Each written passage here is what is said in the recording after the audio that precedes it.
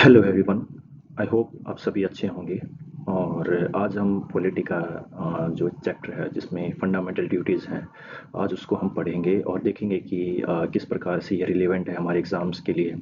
और देखते हैं कि इसमें क्या क्या पॉइंट्स हैं जो हमें याद रखने होंगे। सो चलिए स्टार्ट करते हैं इसको।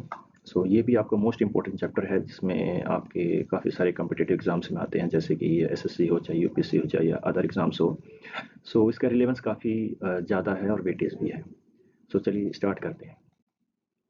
सो स्टार्ट करने से पहले इससे पहले हमें कुछ इम्पोर्टेंट पॉइंट्स हैं उनको देखना होगा। जैसे कि पहला ही पॉइंट है कि क्या कहता है कि the original constitution content only fundamental rights not fundamental duties.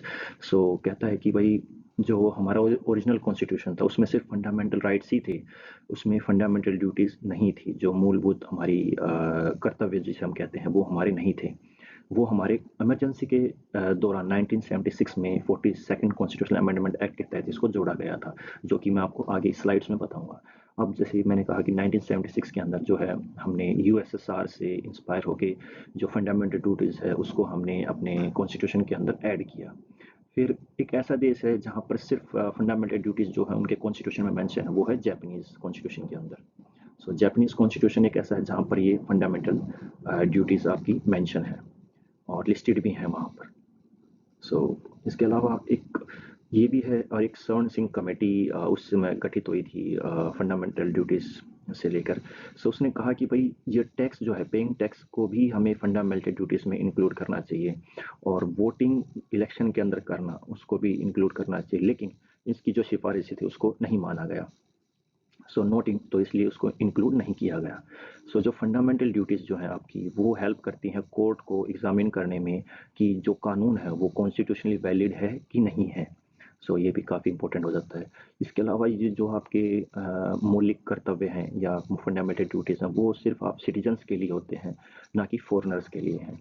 और इसके अलावा अगर ये पॉइंट बताएं तो ये नॉन जस्टिफाइबल इन नेचर में होता है। नॉन जस्टिफाइबल का मतलब होता है कि ये लागू नहीं होती हैं कोर्ट के द्वारा। जैसे कि आपके फंडामेंटल राइट्स जो होते हैं, अगर उनका हनन होता है तो आप जो फंडामेंटल राइट्स होते हैं, अगर आप कोर्ट में जाते हैं तो उसको आप जो कोर्ट है वो लागू करवाता है। जैसे सुप्रीम कोर्ट की बात करें आर्टिकल नंबर 32 के तहत, और हाई कोर्ट जो है 226 के तहत।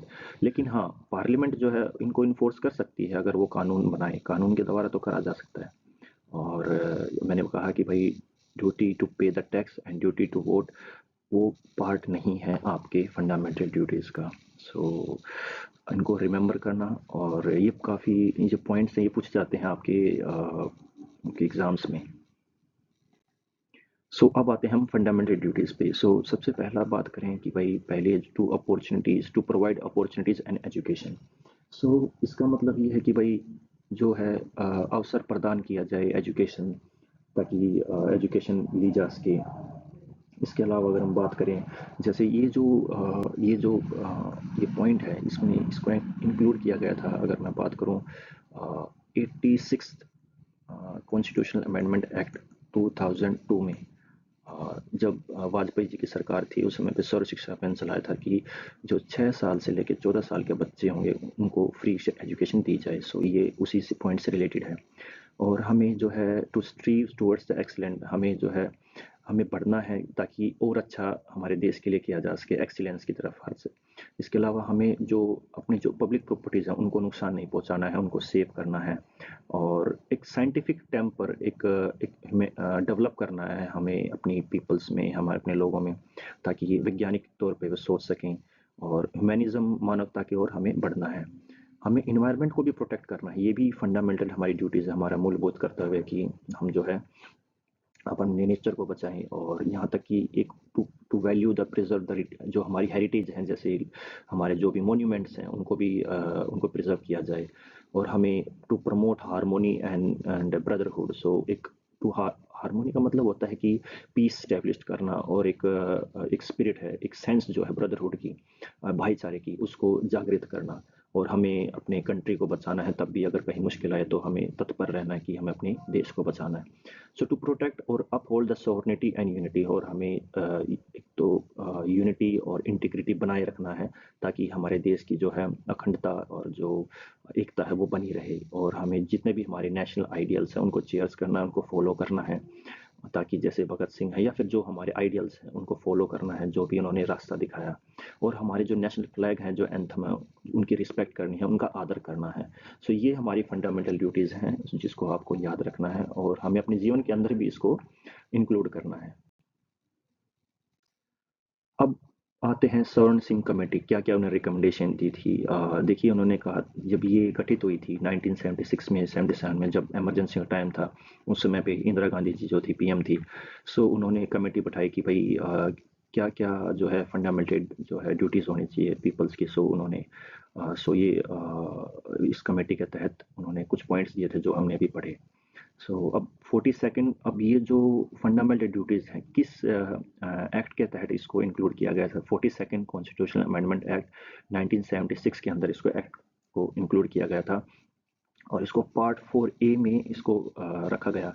देखो, पार्ट जो 4 है, जो है वो डीपीएसपी का है, और सॉरी, डीपीएसपी, और अगर हम बात करें 4A है, ये है आपका फंडामेंटल ड्यूटीज़ का है।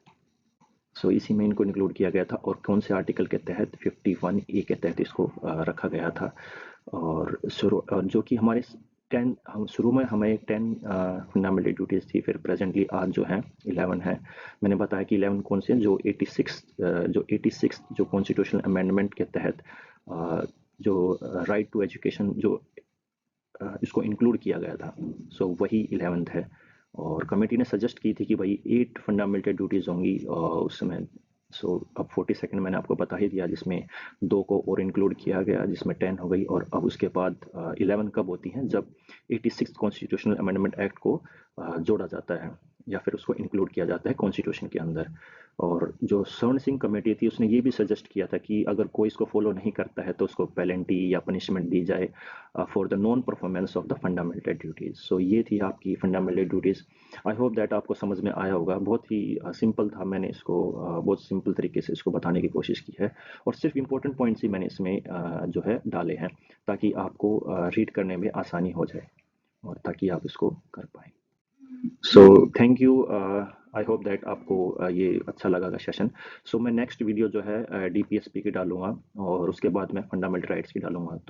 हम धीरे-धीरे करते-करते जो है ये जो पॉलिटिकल चैप्टर्स हैं इनको ख़त्म करते जाएँगे, और आपके जो एग्ज़ाम होंगे उसमें ये काफ़ी ज़्यादा हेल्पफुल होंगे। Thank you.